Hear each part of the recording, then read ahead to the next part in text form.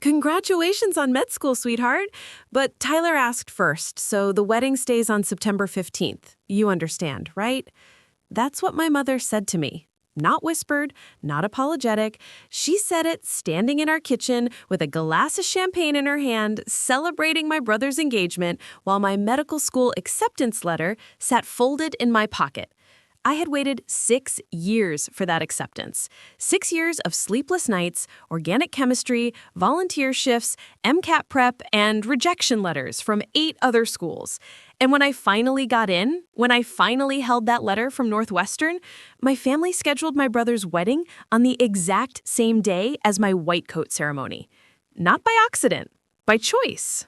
Before we jump back in, tell us where you're tuning in from, and if this story touches you, make sure you're subscribed, because tomorrow I've saved something extra special for you. My name is Rachel Harmon, and for 24 years I have been the designated background character in my own family's story. Not because I wasn't accomplished, not because I didn't try, but because in the Harmon household there was only room for one star. And my brother Tyler had claimed that spot the day he was born. Tyler was 3 years older, charming in that effortless way some people are. He played the cross in high school, got a business degree from a state school, and now worked in sales at our father's commercial real estate firm. He made decent money, had a loud laugh, and knew how to work a room. My parents adored him. Extended family adored him. Everyone adored Tyler. I was different. Quiet, studious. The kind of kid who spent Friday nights in the library instead of at parties. I graduated high school with a 4.0, got a full scholarship to Boston University, and spent my undergrad years working 2 part-time jobs while maintaining a pre-med track. I tutored other students in biochemistry to pay rent. I shadowed doctors on weekends. I built my future one careful brick at a time. But none of it seemed to register. Not really. When I made Dean's List, my mother said, "That's wonderful, honey," and then immediately asked if I had heard that Tyler closed a major deal that week. When I got published in an undergraduate research journal, my father nodded once and said, "Good for you," before turning back to a golf tournament on TV. I told myself it didn't matter, that I wasn't doing this for them, that my achievements spoke for themselves. But the truth is, somewhere deep down, I was still waiting for them to see me. Really see me. The medical school acceptance came on a Tuesday in March. I was sitting in my tiny apartment in Boston, surrounded by textbooks and instant ramen cups, when I opened the email. My hands shook as I read the words. "We are pleased to offer you admission to Northwestern University Feinberg School of Medicine." I cried. Not sad tears, but the kind that come when something you fought for so long finally becomes real. I called my roommate first, then my best friend from undergrad, then, finally, I called home. My mother answered on the 3rd ring. I could hear voices in the background, the clinking of dishes. "Rachel, everything okay?" "Mom, I got in. I got into Northwestern. I'm going to be a doctor." There was a pause. Then, "Oh, sweetie, that's amazing." "Hold on, your father just walked in." "Honey, Rachel got into medical school." I heard my father's voice, distant. "Which one?" "Northwestern." "Good school. Tell her congratulations." That was it. No screaming, no celebration, just good school. Like I'd told them I got a new library card. My mother came back on the line. "We're so proud of you, Rach, really. Listen, we're just finishing up dinner, but we'll call you later, okay? Love you." The call ended. I sat there staring at my phone, the acceptance letter still glowing on my laptop screen. I tried to tell myself it was fine. They were busy. They'd call later. They didn't. 3 days passed. I texted updates about orientation, about white coat ceremony dates, about housing near campus. My mother sent back thumbs up emojis and short replies. My father didn't respond at all. Then, on Saturday, my phone rang. My mother, this time sounding breathless and excited. Rachel, the most wonderful news! Tyler proposed to Amanda last night. Can you believe it? We're gonna have a wedding! Amanda Prescott was Tyler's girlfriend of 2 years. She was sweet, worked in marketing, came from a good family. I liked her. I was happy for them. That's great, Mom. Really. Congrats to them both. We're thinking a fall wedding, September probably. Amanda's always dreamed of an autumn ceremony, and you know how beautiful the weather is then. We're looking at venues this week. Something cold settled in my stomach. September? This September? Of course, honey. Why wait? They're so in love. I swallowed hard. Mom, my white coat ceremony is in September. I sent you the date last week. September 15th. Silence. Then, oh, right. I saw that. So maybe they could do October or late September? Another pause, longer this time. Well, let me talk to Tyler, but Amanda really has her heart set on mid-September. The venue they want only has one date available. I wanted to say something, wanted to push back, but I'd spent my whole life not pushing back, not making waves, not asking for too much. So instead, I just said, okay, let me know. 2 days later, the family group chat lit up. Tyler had posted a photo of a venue, a sprawling estate with manicured gardens and string lights. The caption read, September 15th, save the date, everyone. My chest tightened. I stared at the date. My date. I called my mother immediately. She answered with that same bright, distracted tone. Hi, sweetie. Mom, did you see Tyler's post? I did. Isn't it gorgeous? They're so excited. It's the same day as my white coat ceremony. A beat. Then, I know, honey. We talked about it as a family. As a family? Without me? And? My voice came out smaller than I intended. Well, Tyler and Amanda really wanted that venue, and it was the only date available. We thought, the ceremony is just a few hours, right? Maybe you could fly in after, or we could FaceTime you in for part of it. FaceTime me in? To my own brother's wedding?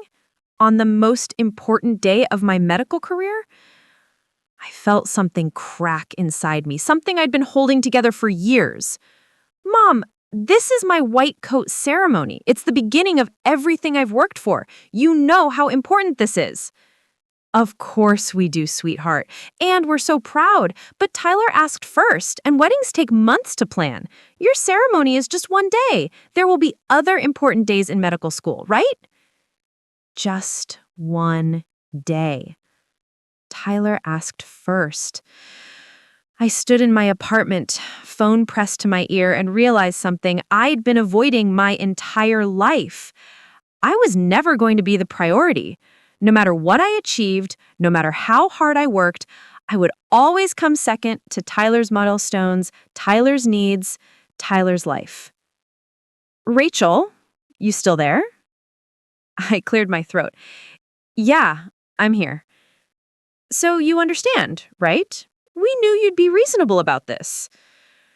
Reasonable. That word they always used when they wanted me to shrink. Sure, Mom. I understand. Oh, good. I knew you would. Listen, I have to run, but we'll talk soon about bridesmaids' dresses, okay? Love you. The call ended. I stood there in the silence of my apartment, acceptance letter still pinned to my bulletin board, and felt the weight of 24 years pressing down on my shoulders. They thought I'd just accept it, thought I'd smile and show up and play my role, the supportive little sister who never caused problems. But something shifted that day. Something quiet, but absolute. Because they were right about one thing. There would be other important days in medical school, and they weren't going to be there for any of them. Preparing and narrating this story took us a lot of time. So if you are enjoying it, subscribe to our channel. It means a lot to us. Now, back to the story. I didn't sleep that night. Instead, I sat at my desk and opened a document I'd been keeping for years without really knowing why. It was a list, a running tally of moments I'd pushed down and tried to forget. My high school graduation. Tyler had a lacrosse tournament that same weekend, 3 states away. My parents drove 7 hours to watch him play, then drove back the next morning. They missed my valedictorian speech. My mother called afterward and said, "We're so sorry, honey, but you understand, right? Scouts were there for Tyler." My college acceptance to Boston University with a full ride. We went out to dinner to celebrate. Halfway through appetizers, Tyler announced he'd been promoted to senior sales associate. The rest of the dinner became about him. My scholarship was mentioned once, in passing, as my father paid the check. My 21st birthday, Tyler announced his engagement to his ex-girlfriend, Lauren. They broke up 3 months later, but that night, my birthday cake became a celebration for them. I blew out candles no one was watching. The pattern was everywhere once I started looking for it. Every achievement I had was either eclipsed by Tyler's news or treated as a given, something expected rather than celebrated. Good grades were assumed. Hard work was baseline. Success was just Rachel being Rachel, nothing worth pausing for. But Tyler? Tyler's mediocrity was treated like genius. A decent sales month became a family dinner. A participation trophy from high school still sat on my parents' mantle. When he got a new car, my father threw a backyard barbecue and invited the neighbors. I closed the document and stared at the screen. 27 entries. 27 times I'd swallowed my disappointment and told myself it didn't matter. But it did matter. It always had. The next week, I flew home to Connecticut for what my mother called wedding planning weekend. I took a red-eye from Boston, landed exhausted, and drove straight to my childhood home, a 4-bedroom colonial in a suburb where every lawn looked identical. My mother answered the door in yoga pants and a cardigan, phone pressed to her ear. She waved me in while finishing a conversation with a florist. Yes, white roses, not cream. White. Thank you. She hung up and hugged me quickly. "Rachel, you made it. Come in, come in." Amanda's in the living room with fabric samples. I followed her inside. The house smelled like vanilla candles and expensive coffee. Amanda sat on the couch, surrounded by binders, her laptop open, hair pulled into a neat ponytail. She looked up and smiled, genuine warmth in her eyes. "Rachel! Oh my gosh, congratulations on med school. Northwestern is incredible." At least someone remembered. "Thanks, Amanda, and congrats to you and Tyler." She beamed.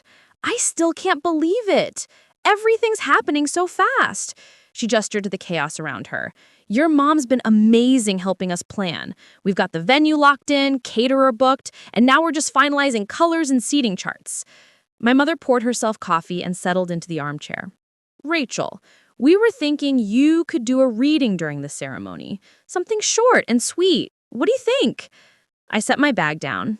"Actually, I wanted to talk about the date." My mother's smile tightened just slightly. "Honey, we've been over this."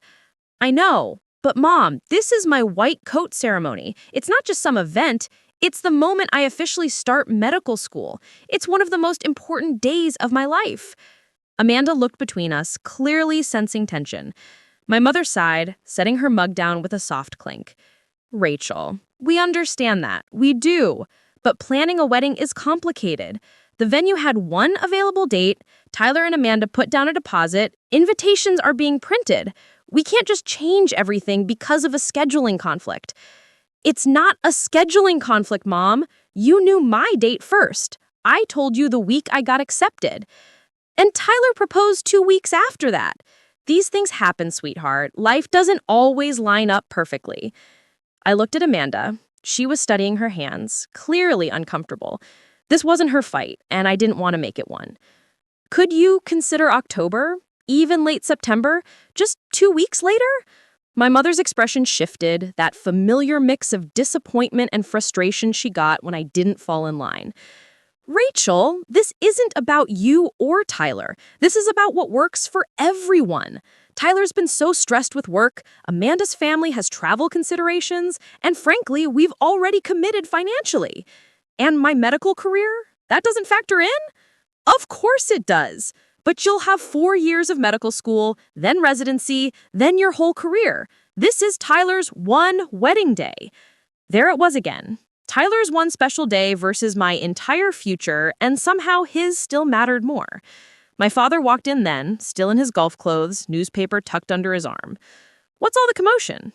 Rachel's upset about the wedding date, my mother said, her tone suggesting I was being unreasonable. My father glanced at me, then at my mother. I thought we settled this. We did, my mother said firmly. Rachel's just having trouble accepting it. I felt something harden in my chest. They'd discussed this without me, decided without me, settled it without me. Rachel, my father said, using his business voice, the one he used to close deals. Your mother and I have put a lot of thought into this. We can't accommodate everyone's schedule perfectly. Sometimes you have to be flexible. That's part of being an adult. Flexible. As if I hadn't been flexible my entire life? As if I hadn't rearranged, accommodated, and shrunk myself to fit their priorities for 24 years? I've been flexible, I said quietly. I'm always flexible. Then be flexible now, he said, already moving toward the kitchen. Your brother needs this.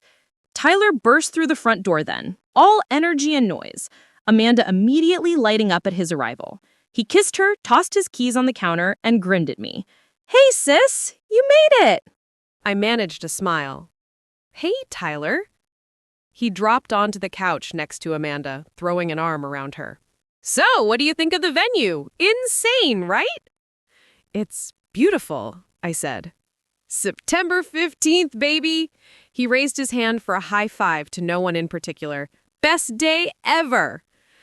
My mother smiled at them, that proud, warm smile I'd seen 1,000 times directed at Tyler. Never quite at me. Not like that. Rachel was just saying she might not be able to make it, my mother said lightly. Her school thing is that day. School thing? My white coat ceremony reduced to a school thing? Tyler's face fell in exaggerated disappointment. Aw, Rage, seriously? You're gonna miss my wedding? I didn't say that. I just asked if maybe the date could be moved. Yeah, right. We've got 150 people invited, babe. The machine's already rolling. He squeezed Amanda's shoulder. Sorry, sis. You know how it is. You'll just have to make it work. Make it work. As if my years of sacrifice were something I could just shuffle around his convenience. I looked around the room. My mother busy with her phone, my father reading the newspaper, Tyler and Amanda wrapped up in their own world, already planning honeymoon destinations. No one was looking at me. No one was asking what I needed. No one cared that I was breaking. And in that moment, I realized something important. I'd spent my entire life making it work for them, bending and adjusting and disappearing when necessary. But I was done bending. You're right, I said, standing up and grabbing my bag. I'll make it work. My mother looked up, relieved. Oh, good. I knew you'd come around. I walked toward the door. Tyler called after me. Where are you going? We were going to order Thai food. I turned back, one hand on the doorknob. I have some things to take care of. I'll see you all later. I didn't wait for a response. I walked out to my car, climbed inside, and sat there in the driveway of my childhood home, staring at the house where I'd never quite belonged. They thought I meant I'd make it work for the wedding. They had no idea what I actually meant.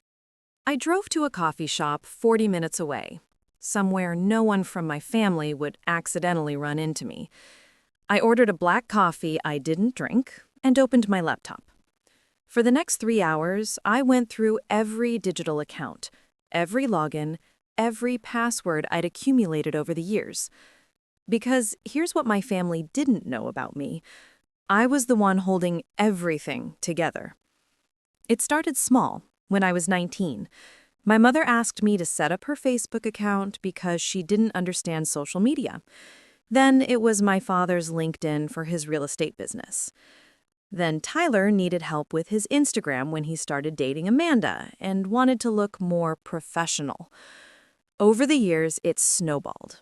I managed my mother's entire digital presence, her email accounts, her online shopping, her calendar syncing across devices.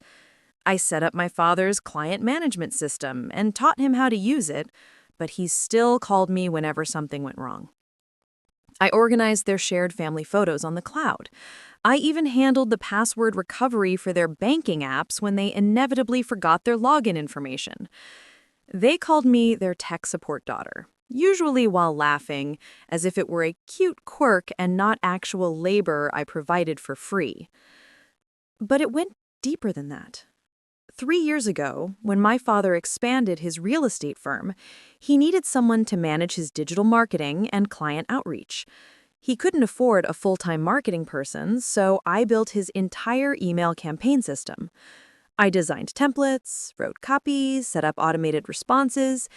I did it from my dorm room between organic chemistry and anatomy labs.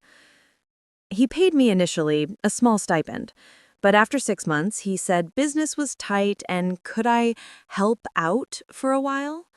That was 3 years ago. I'd been running his client communications ever since, unpaid, while taking a full course load and working 2 part-time jobs. My mother's situation was different but equally entangled. She ran a lifestyle blog, something she started as a hobby that accidentally gained traction. 10,000 followers, brand partnerships, sponsored posts. She made decent money from it, enough to fund her shopping habits and weekend trips. But she didn't actually run it. I did. I wrote her captions, edited her photos, scheduled her posts, responded to comments and direct messages. She'd send me voice memos of her thoughts, and I'd turn them into polished content. Her followers thought she was this put-together, tech-savvy woman. In reality, she barely knew how to upload a photo. Every Sunday night, without fail, I'd spend 3 hours creating her content calendar for the week. She'd never asked me to do this initially, it just became expected. And when I mentioned maybe scaling back because of school, she'd said, "But honey, you're so good at it, and it's family, we help each other." Except the help only went one direction. I pulled up the spreadsheet I'd been maintaining, tracking hours I spent on family projects.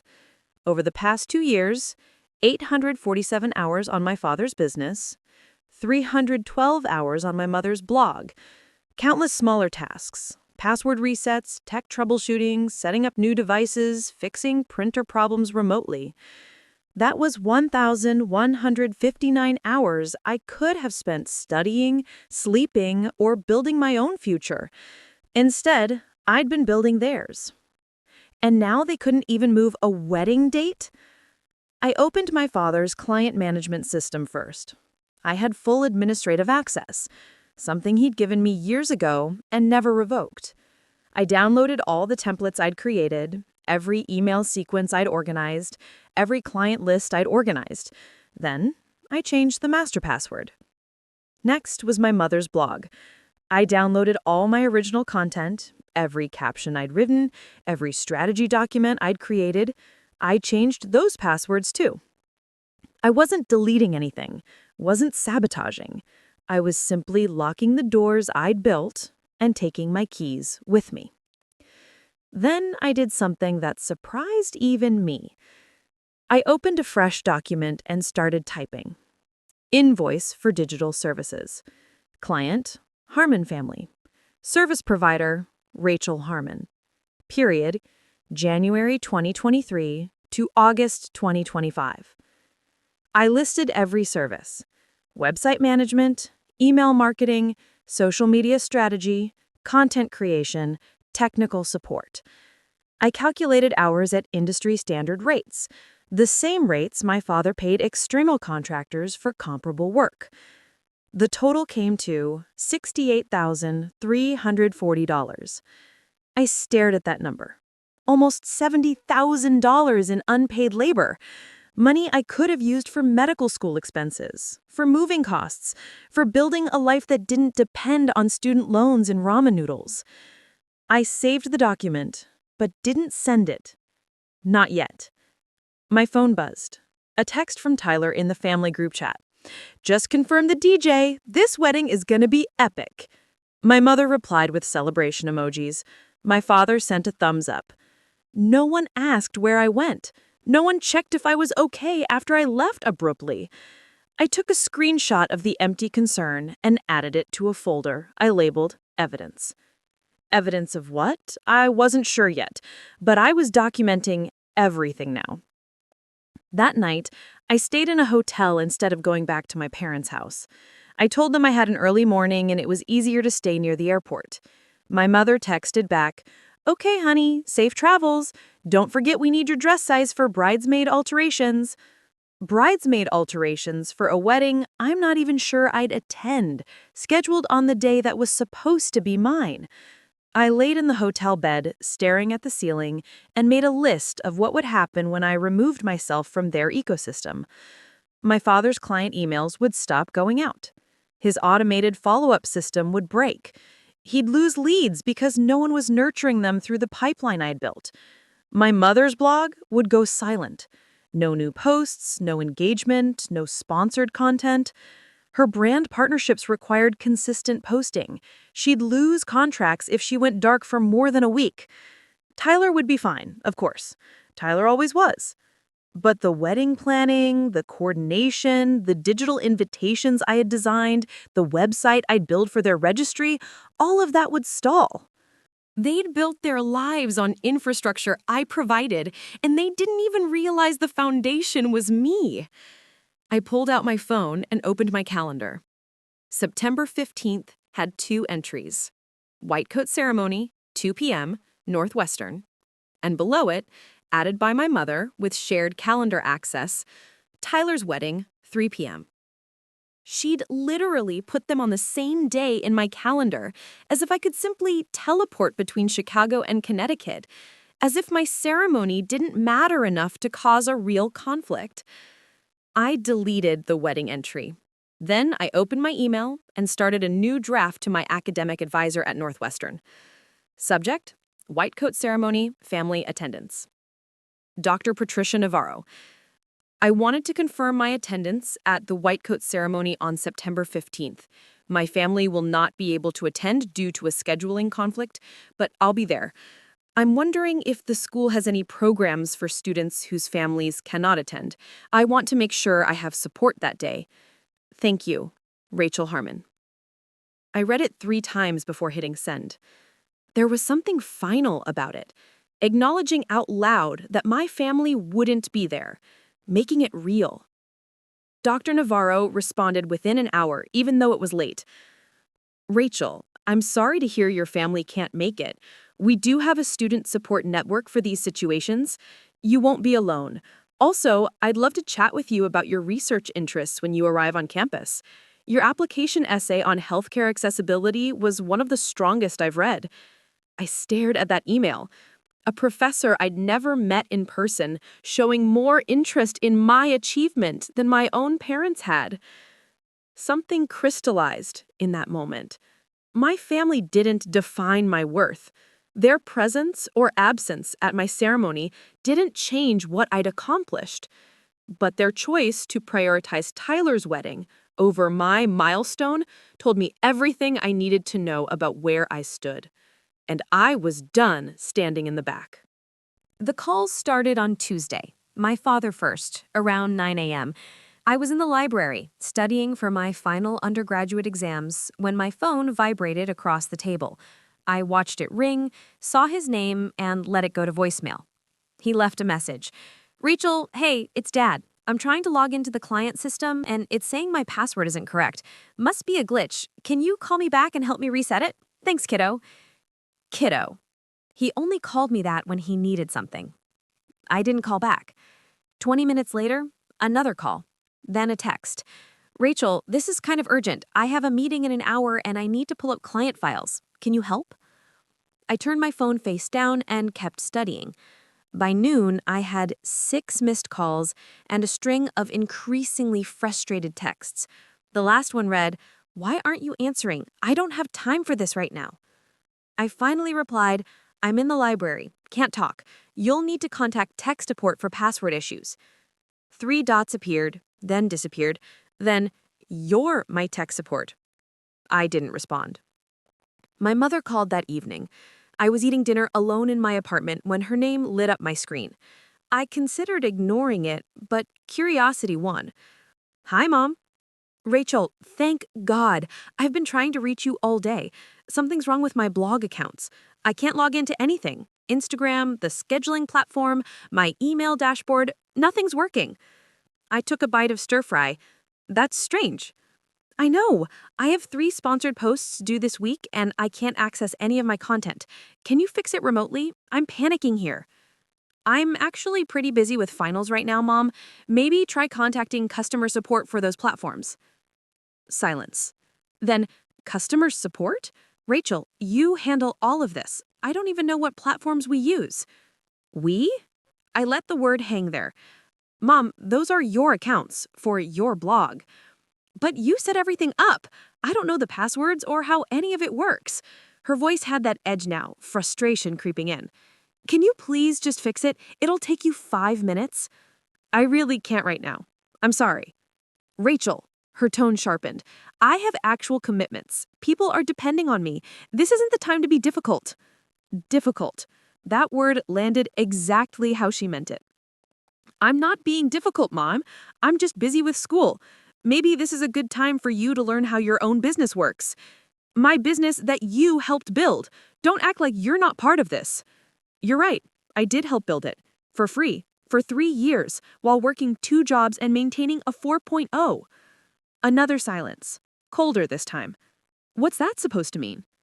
"It means I'm refocusing my energy on medical school. I won't have time to manage your social media anymore." "You're seriously doing this now? 3 weeks before your brother's wedding when everything is already stressful?" "Not 3 weeks before my white coat ceremony. Not during my transition to medical school. Before Tyler's wedding." "I'm not doing anything, Mom. I'm just setting boundaries." Boundaries. She said it like the word tasted bad. "Fine, Rachel. If that's how you want to be, fine. But don't come crying to me when you need something." She hung up before I could respond. I set my phone down and realized my hands were shaking, not from fear, but from adrenaline. I just said no to my mother for the first time in my life. It felt terrifying and liberating in equal measure. The next morning, Tyler called. I almost didn't answer, but something made me pick up. "Rach, dude, what's going on?" "What do you mean?" "Mom and Dad are freaking out. Something about passwords and you not helping. They said you're being weird." I closed my eyes. Of course, they'd painted me as the problem. "I'm not being weird, Tyler. I'm just busy with school and can't do tech support right now." "Okay, but can't you just take 5 minutes? Dad seems really stressed and Mom's whole blog thing is apparently imploding." "They're adults, Tyler. They can figure it out." He laughed, assuming I was joking. "Come on, Rach. You know they're hopeless with this stuff. Just help them out. You're good at it." "I'm also good at organic chemistry and immunology, but somehow I still have to study for those. They'll manage." Whoa, his tone shifted. "What's with the attitude?" "There's no attitude. I'm prioritizing my education." "Right, but we're family. Family helps each other." There it was, that phrase they loved. Family helps each other, but only when the help flowed toward them. "Tyler, when's the last time any of you helped me with something?" "What? We help you all the time." "Really? Name one." He paused. I could practically hear him scrambling. "I mean, we're letting you be a bridesmaid. Amanda really wanted all of her friends in the party, but we made room for you." I laughed. Actually laughed. "You made room for me in your wedding party. That's your example of helping me?" "Yeah, and Mom and Dad are paying for your dress, so—" "They're paying for a dress I'll wear to a wedding scheduled on my white coat ceremony. How generous." "Oh my God, you're still on that? Rach, I thought you were over it. The date is set. Everyone's coming. You can't still be mad about this." "I'm not mad, Tyler. I'm just done pretending this family considers anyone's needs but yours." "That's not fair, isn't it? When's the last time Mom and Dad flew out to see me? When's the last time they asked about my research or my plans or anything about my actual life? They're busy, Rachel. We're all busy. Right. Too busy to move a wedding date. Too busy to celebrate my achievements, but never too busy to ask me to fix their technical problems or manage their content or do their unpaid labor. Unpaid labor? Jesus, you sound insane right now. That word, insane. The same word they always used when I had legitimate complaints. I have to go, Tyler. Wait, Rach, come on. I hung up. My phone immediately buzzed with texts from Tyler, from my mother, even one from my father that just said, "Call me." I put my phone on Do Not Disturb and went back to studying. That weekend, the real consequences started showing. My father's business lost 2 potential clients because automated follow-ups never went out. My mother's Instagram engagement dropped 40% in 5 days of no activity. One of her brand sponsors sent a warning email about breach of contract. I knew all this because my mother called and left a voicemail, her voice tight with panic. "Rachel, I don't know what you think you're proving, but you're hurting my actual income. This isn't a game. Call me back immediately." I saved the voicemail, added it to my evidence folder. Sunday evening, the family group chat erupted. My father sent a message, "Family meeting, tomorrow night, 7 p.m. Everyone needs to be there." My mother added, "This is important, Rachel. Don't make excuses." Tyler said, "Whatever's going on, we need to talk about it. This is getting out of hand." I stared at the messages. A month ago, I would have rearranged my entire schedule, apologized for causing trouble, and showed up ready to smooth everything over. But that version of Rachel was gone. I typed one sentence. "I can't make it. I have finals." My mother's response was instant. "Finals are not more important than family." I didn't reply, just muted the group chat and closed my laptop. They wanted a meeting, they wanted explanations, they wanted me to fall back in line. But I was done explaining myself to people who never listened. They were about to learn what happened when the person holding everything together finally let go. I didn't go to the family meeting. Instead, I spent that Monday evening doing something I should have done years ago. I calculated exactly what I was worth. Not my emotional worth, not my value as a daughter or sister, my actual market value for the work I'd been doing. I created a detailed spreadsheet. Every task, every hour, every service I'd provided to my family's various ventures over the past 3 years. Then I researched industry rates for each service. Social media management, $50 to $75 per hour. I'd averaged 15 hours per week on my mother's blog. That was $39,000 annually. Digital marketing and client relations, $60 to $90 per hour. My father's firm consumed about 12 hours weekly, another $37,440 per year. Technical support and system maintenance, $75 per hour. Countless emergency calls, troubleshooting sessions, software updates, at least 5 hours weekly, another $19,500 annually. Web design, graphic design, content creation, billed per project, but conservatively another $15,000 across various family requests. 3-year total, $332,820. I stared at that number until it stopped feeling abstract and started feeling real. Over $300,000 in professional services I'd provided while also being a full-time student and working 2 paid jobs to support myself. They hadn't paid me a cent in 2 years. My phone rang. My father. I watched it ring through, then listened to the voicemail. "Rachel, this is beyond unacceptable. You missed a mandatory family meeting, you're sabotaging your mother's business, and you're jeopardizing my client relationships. I don't know what's gotten into you, but this stops now. Call me back tonight or there will be consequences." Consequences. As if he had any leverage left. I opened my email and drafted a message. Not to them, to an attorney. I'd done some research over the past few days.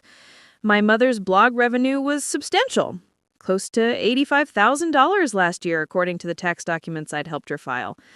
Documents that listed her as sole proprietor, with no mention of my contributions. My father's firm had grown 30% since I'd implemented the digital systems. He'd told me himself during a rare moment of acknowledgement, though he'd attributed the growth to his improved sales strategy. I had documentation. Emails where they directed me to handle tasks, text messages assigning projects, my own meticulous records of hours worked, screenshots of content I'd created, systems I'd built. The attorney's name was Jennifer Kwan. She specialized in contract disputes and had good reviews. I sent her a brief summary and requested a consultation. She responded within 2 hours. This sounds like a clear case of unjust enrichment. Let's talk. I have an opening Wednesday at 10 a.m. Tuesday morning, my mother showed up at my apartment. I was getting ready for a study group when I heard the knock. Through the peephole, I saw her standing in the hallway, designer bag over her shoulder, sunglasses pushed up on her head despite the indoor lighting. I considered not answering, but curiosity, or maybe old habits, made me open the door. "Mom, what are you doing here?" "You didn't answer any of my calls." She walked past me without being invited in, surveying my small apartment with barely concealed disapproval. "We need to talk." "I have a study group in 20 minutes. "This won't take long." She set her bag on my counter, still standing, not sitting. Power position. "Rachel, I don't understand what's happening with you. This isn't like you." "What isn't like me?" "This whole rebellion, ignoring your family, refusing to help, missing important meetings." She crossed her arms. "Your father is furious.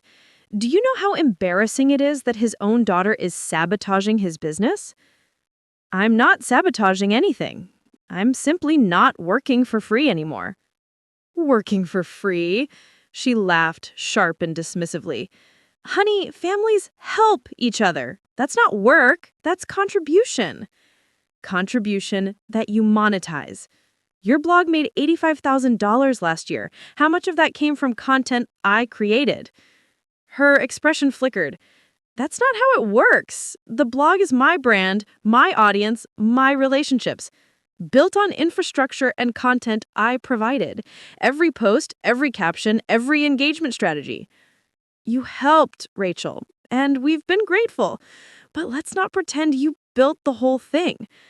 I walked to my desk and pulled out a binder I'd prepared.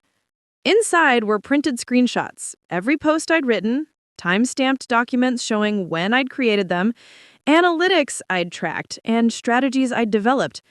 I handed it to her. "This is a record of my contributions. Every piece of content, dated and documented. You can keep that copy." She opened the binder, flipped through a few pages, then closed it. "What is this supposed to prove?" "That I did the work, that you profited from it, and that I'm no longer doing it for free." "For free?" She set the binder down. "We've given you everything, Rachel. We paid for your entire childhood, your education, You paid for my childhood because that's what parents do. And you didn't pay for my education. I have a full scholarship and 2 jobs. I've been financially independent since I was 18. We gave you a place to come home to. A place where my children were called an embarrassment?" I said, then caught myself. Wrong script. "A place where my achievements don't matter unless they serve someone else?" She stared at me. "Is that what you think? That we don't appreciate you?" "I think you've gotten very comfortable with me being invisible unless you need something." "That's ridiculous." "Then tell me, Mom, when's the last time you asked me about my life? About medical school? About my research interests? About anything that didn't involve you needing help?" She opened her mouth, then closed it. The silence stretched. "That's what I thought," I said quietly.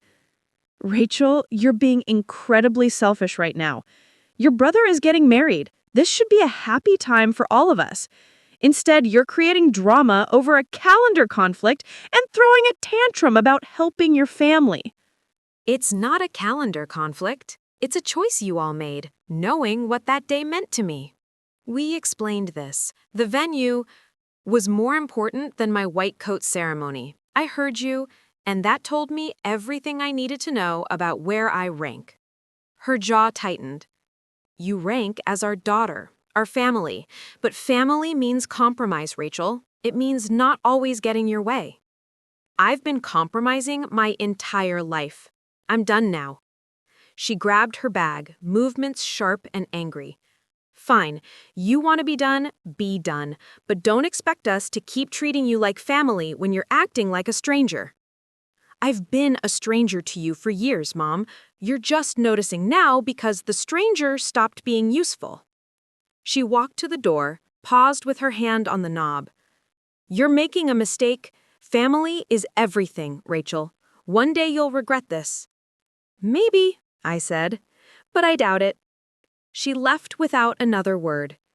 I stood in my apartment, heart racing, and waited to feel guilty, waited for the familiar urge to chase after her, to apologize, to make it right. It never came. Instead, I felt lighter, like I'd been carrying something heavy for so long I'd forgotten what it felt like to stand up straight. My phone buzzed, a text from Tyler. Mom said you were really harsh to her. What's going on with you? I didn't respond. Another text, this time from my father. Your behavior is affecting the entire family. This needs to stop immediately. I turned my phone off. Wednesday morning, I sat across from Jennifer Kwan in her downtown office. She was younger than I expected, maybe late 30s, with sharp eyes and an organized desk. Tell me everything, she said. So I did. 3 years of unpaid labor, the documentation I'd kept, the invoice I'd calculated, the sudden withdrawal of my services, and their reaction. She took notes, nodding occasionally. When I finished, she leaned back in her chair. You have a strong case for unjust enrichment, your mother especially, since her blog is a clear revenue-generating business that you contributed substantially to.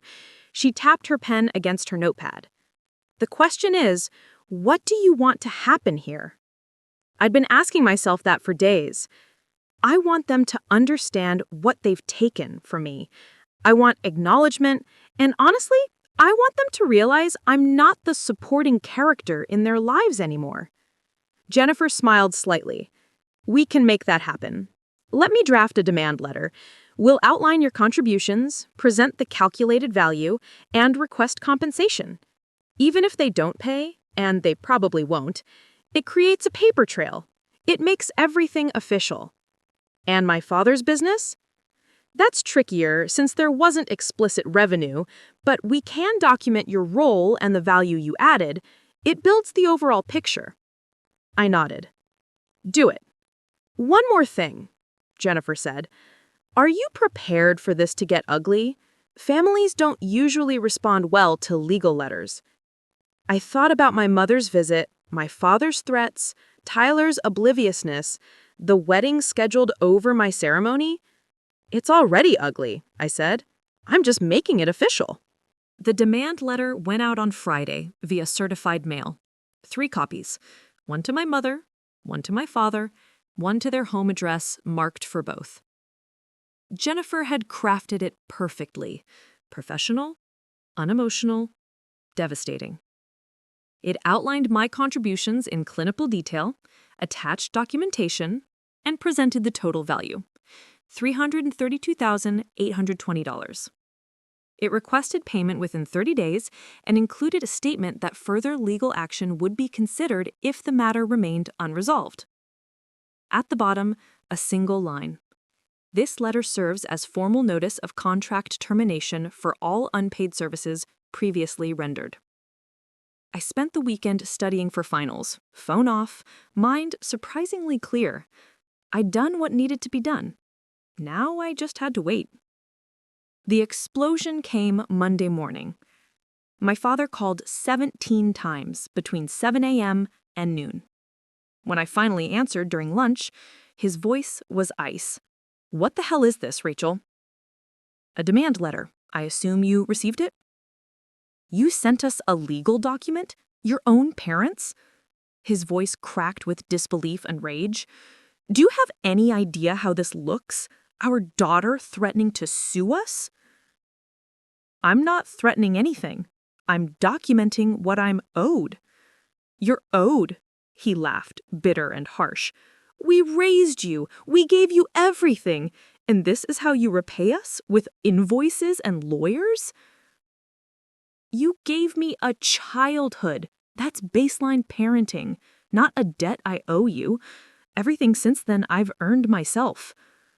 "This is insane. Your mother is devastated. She's been crying all morning." "Good," I thought, but didn't say. Let her feel a fraction of what I felt when she scheduled over my ceremony. "Dad, I spent 3 years working for free while building your business and Mom's brand. If any other employee did that, you'd owe them back wages. Why is it different because I'm your daughter?" "Because family doesn't keep score." "You're right. Family shouldn't. But you kept score of everything I did wrong and nothing I did right.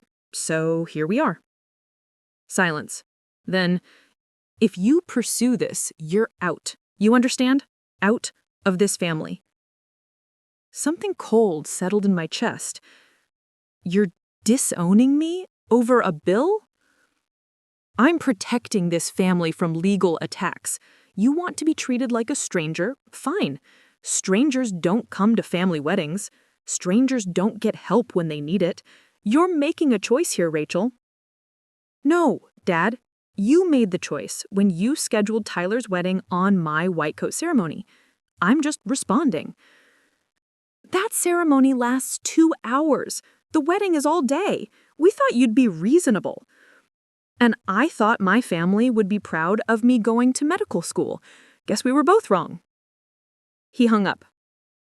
I sat in my car in the parking lot, hands trembling, and realized something profound. I wasn't scared. I was relieved. They'd said the quiet part out loud. I was only family when I was useful. The moment I had boundaries, I was a stranger.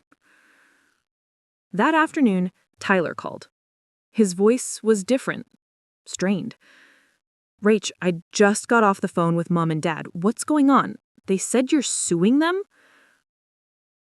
"I sent a demand letter for unpaid work. That's not a lawsuit." "But $300,000? Are you serious right now?" "That's what my work was worth. Market rates for 3 years of professional services." "You're really going to do this right before my wedding?" "Tyler, your wedding is happening on my white coat ceremony. We're past the point of perfect timing." "Jesus Christ, Rachel. Can you stop being so dramatic? It's just a ceremony. You're acting like we're asking you to skip graduation." Playing victim. The phrase hit like a slap. I'm not playing anything, Tyler.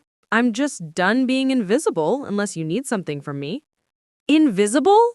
You're literally causing a massive family crisis right now. That's the opposite of invisible. Exactly. I had to blow up the entire family to get anyone to notice I existed. He sighed, frustrated. Look, I don't know what Mom and Dad did or didn't do, but you're taking this too far. Can't you just drop the lawyer thing and come to the wedding? We can talk about everything else after. After. There's always an after with you people. After Tyler's tournament. After Tyler's promotion. After Tyler's wedding. When is it my turn? Your turn for what? To matter. Silence stretched between us. For a moment, I thought maybe he'd hear me. Really hear me. Then he said, "You know what? Fine. Don't come to the wedding. Stay in Chicago with your ceremony, but don't expect us to forgive you for this." "I don't," I said quietly. "I really don't." He hung up. Within hours, the family group chat erupted. My mother posted a long message. "I'm heartbroken over recent events. We've always tried to be supportive, loving parents. To be threatened with legal action by our own daughter is beyond comprehension. Tyler and Amanda's wedding should be a joyful occasion, but instead it's been overshadowed by conflict. We ask for privacy during this difficult time. The subtext was clear. I was the villain. They were the victims. Extended families started reaching out. My Aunt Linda sent a careful text. "Hey, sweetie, I heard there's some family tension. Are you okay?" My cousin Marcus messaged, "Your mom said you're not coming to Tyler's wedding? What happened?" I didn't respond to any of them. Let my parents control the narrative. I was done defending myself to people who'd already decided I was wrong. But then something unexpected happened.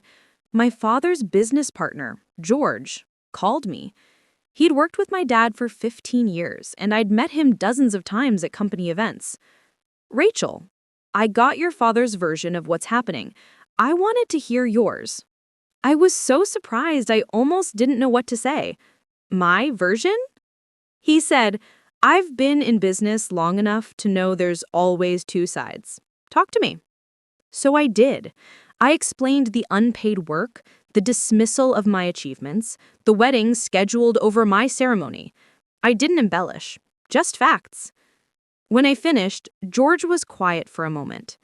Then, "I had no idea you were running the client system. Your dad always made it sound like he'd hired someone." "He did. Me. He just didn't pay me." "That's not right, Rachel. That's not how you treat employees, let alone family." He paused. "For what it's worth, I think you're doing the right thing. Setting boundaries isn't the same as attacking people." I felt tears prick my eyes. "Thank you." He said, "Your father's a good businessman, but he's got a blind spot with his kids. Always has. Tyler can do no wrong, and well, you were just expected to handle things quietly." "Yeah," I whispered. "That's exactly it." After we hung up, I sat with that validation. One person, just one, had listened without judgment and believed me. It was enough. That evening, I got an email from my mother's largest brand sponsor. The subject line read, "Contract review request." I opened it with growing dread. "Hi, Rachel. We've been working with your mother's platform for 2 years and recently noticed a significant drop in content quality and engagement. We understand you've been a key contributor to the account. We'd like to discuss potentially working with you directly if you're interested in influencer partnerships." They wanted to cut my mother out and work with me instead? I stared at the email. This wasn't what I'd wanted. I hadn't been trying to destroy her business, just protect my own. But the offer sat there, tangible proof that her success had been built on my back. I saved the email, didn't respond. Not yet. My phone buzzed. Another text, this time from an unknown number. "Rachel, this is Amanda. I know things are complicated right now, but I wanted to reach out personally. I'm sorry about the ceremony conflict.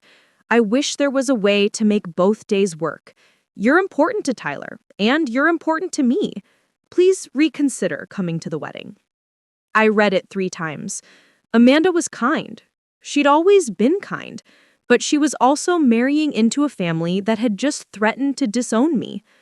I typed back, "Thank you for reaching out, Amanda. I hope you and Tyler have a beautiful wedding, but I won't be there. I hope you understand." Her reply came minutes later. "I understand. I'm sorry it came to this. Congratulations on medical school. That's an amazing achievement." At least someone thought so. I looked at my calendar. 3 weeks until September 15th. 3 weeks until everything came to a head. Part of me wondered if they'd back down, apologize, and try to make things right. But I knew better. They'd already chosen their side, and for the first time in my life, I'd chosen mine. September 15th arrived on a perfect Chicago morning. Clear skies, temperature in the mid-70s, the kind of day that felt designed for new beginnings. I woke up at 6 a.m. in my new studio apartment near campus, the one I'd moved into 2 weeks earlier. No family photos on the walls yet, just my acceptance letter. framed and centered above my desk. My phone had been quiet for days. No calls from my parents, no texts from Tyler. The demand letter had been met with silence from their end, though Jennifer told me that was typical. They were probably consulting their own attorney, figuring out how to make this go away. But I wasn't going away. Not anymore. I put on the outfit I'd carefully chosen. A navy dress, simple and professional, with my grandmother's pearl earrings. Not my mother's grandmother, my father's mother, who'd passed when I was 12. She'd been a librarian, quiet and steady, and she'd once told me, smart women don't need to be loud, they just need to be certain. I was certain now. At 1 p.m., I walked into the university auditorium. It was already filling with families, the air buzzing with excitement and camera flashes. Parents hugged their children, siblings held congratulatory signs, grandparents wiped away proud tears. I found my seat in the student section and sat down alone. Dr. Navarro spotted me before the ceremony began. She walked over, her academic robes flowing, and sat beside me. "Rachel, you made it." "I did." She glanced at the empty seats beside me, the space where family should have been. "I'm glad you're here. You belong here." "Thank you," I whispered. "I meant what I said in my email. Your research proposal on rural healthcare access is exceptional. I'd like to join my lab when you start, if you're interested." I stared at her. A research position? First year? That was almost unheard of. "I am very interested." She smiled. "Good. We'll talk details next week. But today, just enjoy this moment. You earned it." The ceremony began. The dean spoke about dedication, sacrifice, and the responsibility of becoming a physician. Then, one by one, they called us forward. Rachel Harmon. I stood, walked across that stage, and felt the weight of the white coat as they placed it on my shoulders. It was heavier than I expected, substantial and real. The audience applauded. I looked out at the crowd of strangers and found faces that were smiling for me anyway. Dr. Navarro, clapping enthusiastically. Other students I'd met during orientation. A woman in the third row I didn't know, holding a sign that said, "Congratulations, doctors." My family wasn't there, but I wasn't alone. I walked off that stage a different person than the one who'd walked on. That evening, I checked my phone for the first time since morning. 43 notifications. The wedding had happened. I knew this because social media was flooded with photos of Tyler and Amanda looking happy under string lights. My mother in a champagne-colored dress, smiling for cameras. My father in his suit, arm around my brother. No one had texted me about the ceremony. But there were other messages. From my Aunt Linda. I heard more details about what happened. "I'm sorry we didn't understand sooner. Congratulations on your white coat ceremony. I'm proud of you." From George, my father's business partner. "How did the ceremony go? Hope it was everything you wanted." From 3 classmates I barely knew. "You did it. Welcome to med school." And one from Amanda, posted at 9 p.m. "Today was beautiful, but you were missed. I hope your ceremony was everything you dreamed. You deserve that." She'd posted it publicly, on the wedding hashtag feed, where my entire family would see it. I smiled. Amanda was braver than I had given her credit for. Nothing from my parents, nothing from Tyler beyond the wedding photos where they all looked perfect, complete, unbothered by my absence. I turned off my phone and looked out my window at the Chicago skyline, lights beginning to flicker on as dusk settled. 300 miles away, my family was dancing at a reception, celebrating Tyler's new chapter while completely missing mine. And I realized something. I didn't need them to witness my success for it to be real. The next morning, I opened my laptop to an email from my mother's brand sponsor. They'd followed up. "Rachel, we'd like to move forward with a direct partnership. We'll be ending our contract with the current account. If you're interested, we're offering $40,000 annually for exclusive content in the wellness space. Let us know." I drafted a response, then deleted it. Drafted another. Deleted that too. Finally, I wrote, "Thank you for the offer. I'm honored, but I'm starting medical school and won't have capacity for influencer work. I recommend reaching out to authentic wellness creators who can give your brand the attention it deserves. Best of luck." I hit send before I could second guess it. I wasn't interested in taking what was my mother's, even if she'd built it on my labor. I wanted to build something entirely my own. Jennifer called that afternoon. "The 30-day response period is almost up. Your parents haven't contacted us. That likely means they're refusing to engage. What happens now? We can file a civil suit, though I'll be honest, family cases are difficult and expensive. Or we can let the letter stand as is, a formal record of what happened." I thought about courtrooms and depositions, about airing everything publicly, about years of litigation. "Let it stand," I said. "I don't need their money. I just needed them to know what they took from me." "Are you sure?" "I'm sure." Because the truth was, I'd already won. Not in a legal sense, but in the way that actually mattered. I'd chosen myself. I'd set boundaries. I'd walked across that stage in my white coat without them. And I'd survived.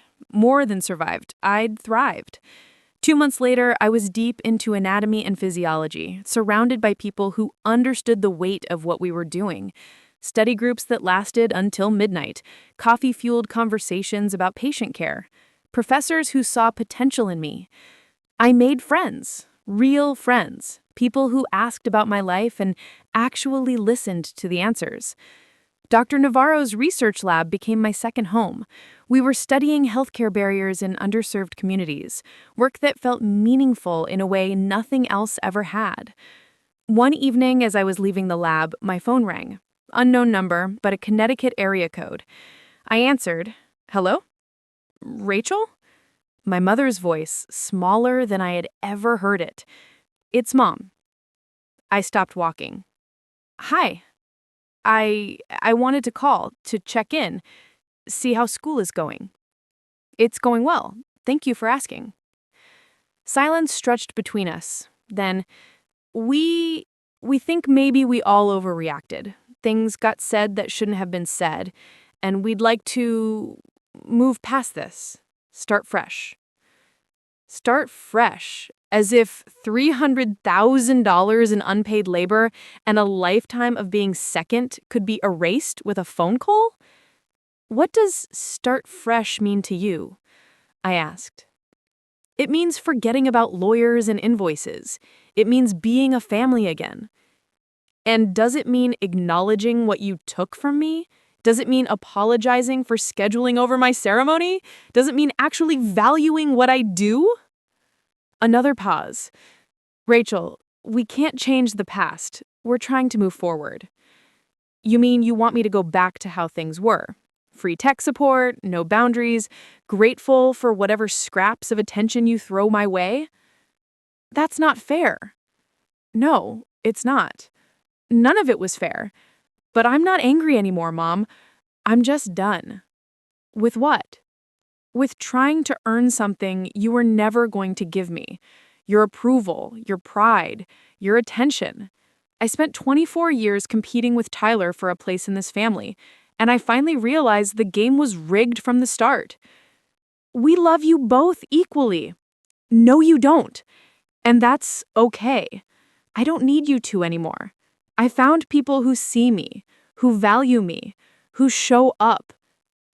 "So that's it? You're just going to cut us off?" "I'm not cutting anyone off, Mom. I'm just not available in the same way anymore. If you want a relationship with me, it has to be real.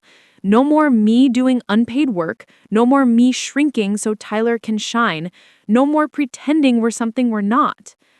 And if we can't do that, then I guess we're not as close as we pretended to be." She was crying now.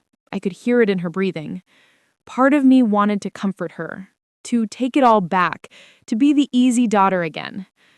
But that part was smaller now, quieter. "I have to go. I have an exam tomorrow." "Rachel, wait." "Take care of yourself, Mom." I hung up. That night, I sat at my desk in my small apartment looking at the stack of medical textbooks that represented my future. My real future. Not the one my family wanted for me, but the one that I was building for myself. My phone buzzed. A text from Dr. Navarro. "Great work in lab today. You're going to be an exceptional physician." I smiled and typed back, "Thank you. I am exactly where I'm supposed to be." And for the first time in my life, I meant it. I didn't need my family's approval to know I mattered. I didn't need their presence to validate my success. I didn't need their permission to take up space.